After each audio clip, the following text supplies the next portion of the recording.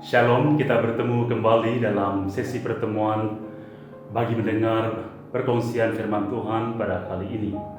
Dan suka saya membawa satu tajuk dalam perkongsian firman Tuhan, siapakah yang berbahagia? Tetapi sebelum itu, seperti biasa sebelum kita memulakan sesi perkongsian ini, kita berdoa terlebih dahulu. Mari kita bersatu dalam doa.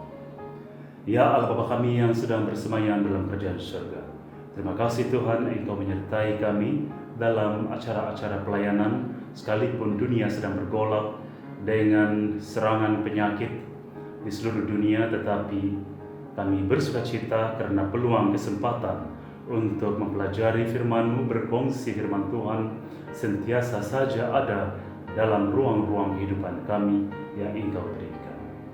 Sertai kami Tuhan, kiranya apa yang kami perkongsikan bersama semuanya menjadi berkat dalam kehidupan seharian kami. Semua ini kami serahkan dalam nama Yesus Kristus, penebus juru selamat Tuhan kami. Amin. Siapakah yang berbahagia? Dalam Lukas 11 ayat 27 dan 28 berbunyi seperti ini. Ketika Yesus masih berbicara, berserulah seorang perempuan dari antara orang banyak dan berkata kepadanya, "Berbahagialah ibu yang telah mengandung engkau dan susu yang telah menyusui engkau." Tetapi Yesus berkata, "Yang berbahagia ialah mereka yang mendengarkan firman Allah dan yang memeliharanya." Ramai orang menyangka bahwa kehidupan mewah, kejayaan mencapai cita-cita, keberhasilan dalam kerjaya atau perniagaan boleh membawa seseorang itu berbahagia dalam hidupnya. Tentu sekali tidak, karena kemewahan hidup, kejayaan mencapai cita-cita, dan keberhasilan dalam kerjaya atau perniagaan bukanlah jaminan hidup berbahagia. Kematian, penderitaan penyakit, tekanan perasaan, dan pelbagai kesusahan lain masih mampu merampas kebahagiaan hidup duniawi yang bersifat sementara.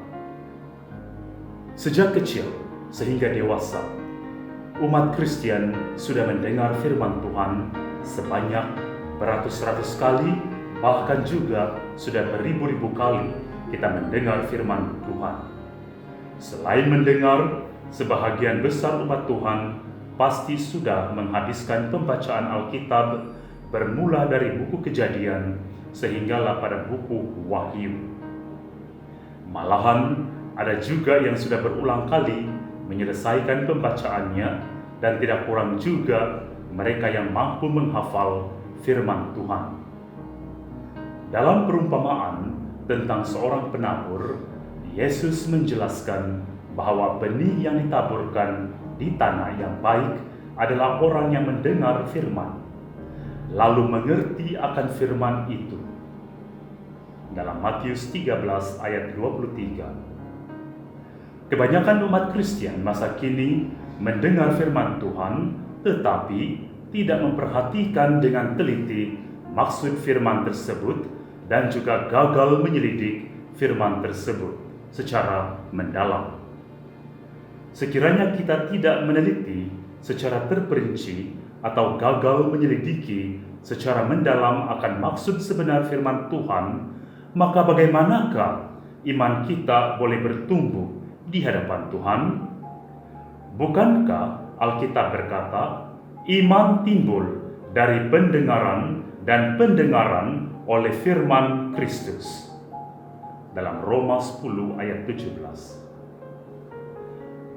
Bagaimanakah kita boleh menyimpan firman Tuhan di dalam hati jika kita sendiri tidak memperhatikannya dengan sebaik-baiknya? Dan kalau firman Tuhan tidak ada di dalam hati kita, maka bagaimanakah kita dapat melakukan tuntutan firman tersebut? Orang yang mendengar dan mengerti firman Tuhan serta merenungkan dan memeliharanya akan selalu memperbaiki kesilapan diri dari segi tingkah laku, tabiat, akhlak, dan tutur kata, sehingga perbuatannya akan selalu dipimpin oleh kebenaran firman Tuhan. Hidupnya pasti mempunyai perbezaan ketara berbanding dengan golongan manusia yang mendengar firman Tuhan tetapi menganggapnya sebagai angin lalu semata-mata. Yakobus mengatakan, "Tetapi hendaklah kamu menjadi pelaku firman dan bukan hanya pendengar sahaja. Sebab jika tidak demikian, kamu menipu diri sendiri." Demikian dalam Yakobus 1 ayat 22. Hukum Tuhan itu sempurna dan memerdekakan setiap manusia yang mendengar dan memelihara firman Tuhan di dalam hidupnya.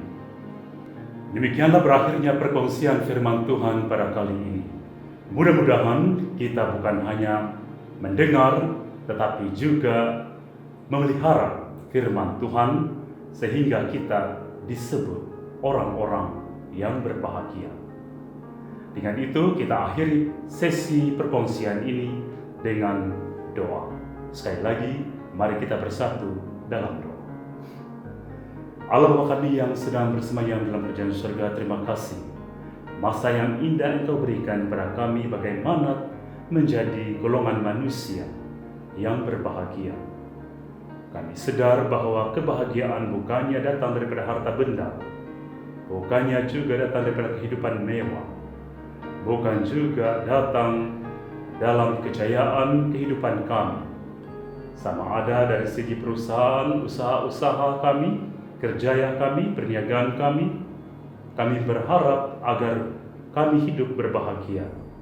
Tetapi melalui firman sebentar tadi mengingatkan kami bahwa orang-orang yang berbahagia adalah orang-orang yang mendengar dan memelihara firman Allah.